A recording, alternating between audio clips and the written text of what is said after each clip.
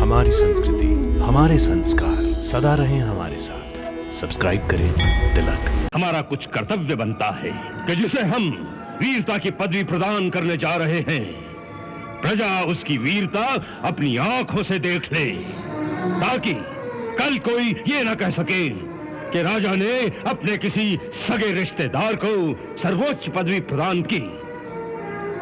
जिसने दैत्यों को मार डाला हो, उसके लिए इन मानवों से लड़ने में क्या डर हो सकता है? महाराज कंस, हम निश्चिंत नहीं बैठ सकते, क्योंकि हम देख रहे हैं आपकी समस्त युक्तियों के पीछे कृष्ण की हत्या का षड्यंत्र काम कर रहा है। महाराज कंस, यह अन्याय ही नहीं, अत्याचार भी है, और मैं और मेरे यादव वीर अपने जीते जी ये अत्याचार होने नहीं देंगे। हाँ।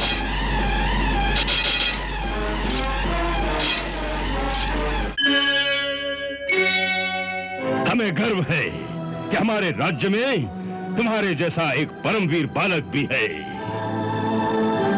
इसीलिए हमने मथुरा के इस महान उत्सव में आने के लिए तुम्हें निमंत्रण भेजा था, ताकि देश विदेश से आए हुए इन योद्धाओं, वीरों और मथुरा की प्रजा के सामने तुम्हें परमवीर पदवी प्रदान करके तुम्हारा राजकीय सम्मान किया जाए। परंतु उस सम्मान समारोह से पहले हम चाहते हैं, और यहां बैठे हुए सभी लोग अवश्य चाहते होंगे, कि जिसकी वीरता के इतने चर्चे अपने कानों से सुने हैं, उसकी वीरता का एक प्रदर्शन आंखों से भी देखा जाए। इसीलिए हमने अपने और दूसरे राज्यों से भी 4 चोटी के पहलवान बुलवाए हैं। हम चाहते हैं कि आज इस अखाड़े में तुम्हारा मल्ल युद्ध देखा जाए। इनमें से चाहे जिसे तुम चुन लो, और उसके साथ कुश्ती करके जनता का मनोरंजन करो। आज तो हम मथुरा का उत्सव देखने आए हैं राजन, कुछ दिखाने नहीं आए। किसी दूसरे अवसर पर आपकी ये इच्छा भी पूरी कर देंगे। इससे अच्छा कोई दूसरा अवसर कब आएगा? देश विदेश से इतने लोग फिर कब इकट्ठा होंगे?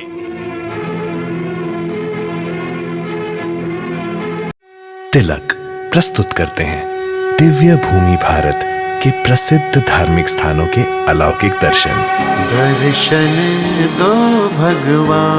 दर्शन दो भगवान केवल तिलक पर। आज हम इन सब के सामने मल्ल युद्ध में अपना अपना पराक्रम थोड़ा दिखा दें तो दर्शक लोग कितना आनंद लेंगे। हाँ,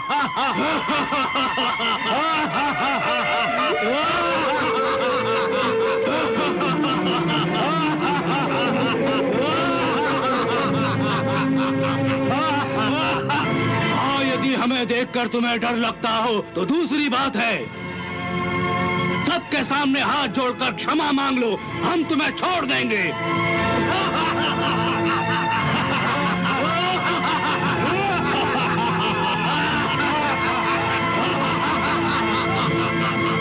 क्या सोच रहे हो लल्ला? ये ग्वालनों के साथ ताली बजा के थिरकने की बात नहीं, वीरों की सभा में मल्ल युद्ध करना है।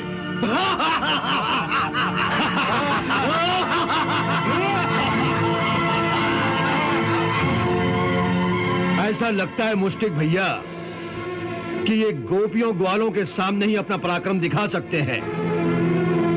ऐसा ही है तो लल्ला, अपनी गोपियों ग्वालों को भी बुला लो, तनिक माखन दूध पिला दे, ताकि मुंह से कुछ बात तो निकले। भय के मारे तुम्हारी तो जीभ ही सूख गई है।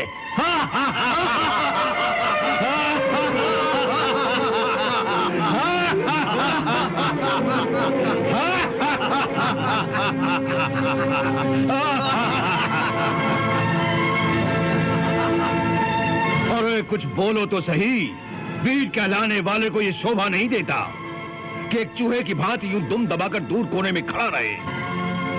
वीर वो होता है जो ताल ठोकर सामने आ जाता है।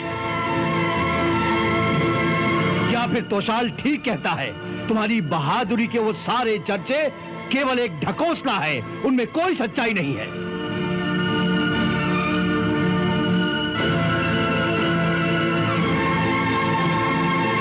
कुछ ग्वाल वालों के सामने छोटे मोटे करतब करके उन पे वीरता की धाक जमा ली होगी।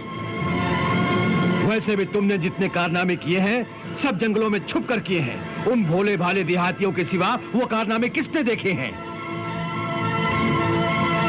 और आज जब वीरों की सभा में शक्ति दिखाने का समय आया है तो तुम्हारी जैसे घिघी बन गई है।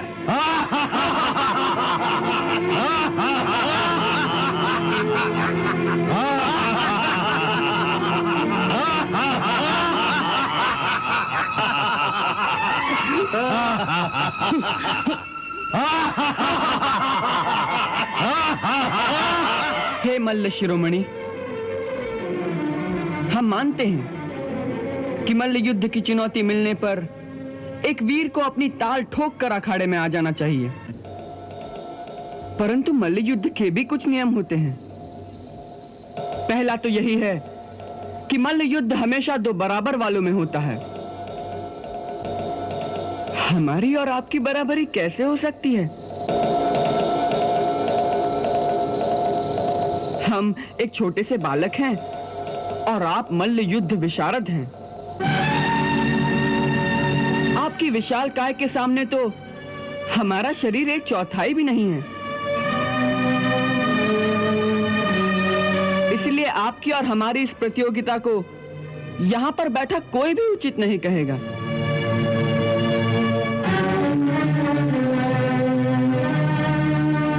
कृष्ण ठीक कहते हैं, यह लड़ाई उचित नहीं। एक छोटे बालक के साथ ऐसे महामल्ल की कुश्ती नियम विरुद्ध है। यह अन्याय है। यह अन्याय है। अन्याय है। अन्याय है। अन्याय है। यह अन्याय है। यह अन्याय है। यह अन्याय है। यह अन्याय है। यह अन्याय है। यह अन्याय है। यह अन्याय है। यह अन्याय है। नहीं, ये कदाचित अन्याय नहीं है। वीरता की कोई आयु नहीं होती। सांप यदि छोटा हो तो उसका विष कम जहरीला नहीं हो जाता। एक छोटी सी अग्निशिखा सारे वन को जला डालती है। इसलिए यदि ये अपने आप को परमवीर योद्धा कहने का दावा करता है तो इसे आज सारी जनता के सामने इस अखाड़े में उसका प्रदर्शन करना चाहिए। यह सरासर अनुचित है। इसे हम स्वीकार नहीं कर सकते। महाराज, आपकी आंखों के सामने यह अन्याय हो रहा है। राजा होने के नाते आपका यही धर्म है कि राज्यसभा में एक नन्हे बालक के साथ घोर अन्याय मत होने दीजिए। नहीं अक्रूर, हम तुमसे सहमत नहीं हैं। जो हो रहा है वो युक्ति संगत है, अन्याय नहीं है। क्योंकि जिसके बारे में यह कहा जाता है कि जिसने बकासुर और अधासुर जैसे परम शक्तिशाली दैत्यों को अकेले ही मार दिया हो, जिसने गोवर्धन जैसे पर्वत को अपनी एक उंगली पर उठा लिया हो, उसे छोटा बालक कहना यानी उसकी वीरता का अपमान करना है। और हम एक वीर का अपमान करना नहीं चाहते। राजा होने के नाते प्रजा के प्रति हमारा कुछ कर्तव्य बनता है कि जिसे हम वीरता की पदवी प्रदान करने जा रहे हैं, प्रजा उसकी वीरता अपनी आंखों से देख ले, ताकि कल कोई ये ना कह सके कि राजा ने अपने किसी सगे रिश्तेदार को सर्वोच्च पदवी प्रदान की। यहां बैठे हुए बाकी वीरों पर अन्याय किया है। और वैसे भी जिसने दैत्यों को मार डाला हो, उसके लिए इन मानवों से लड़ने में क्या डर हो सकता है? इसलिए आप निश्चिंत होकर बैठे रहिए। महाराज कंस, हम निश्चिंत नहीं बैठ सकते, क्योंकि हम देख रहे हैं आपकी समस्त युक्तियों के पीछे कृष्ण की हत्या का षड्यंत्र काम कर रहा है। महाराज कंस, यह अन्याय ही नहीं अत्याचार भी है, और मैं और मेरे यादव वीर अपने जीते जी ये अत्याचार होने नहीं देंगे। हाँ।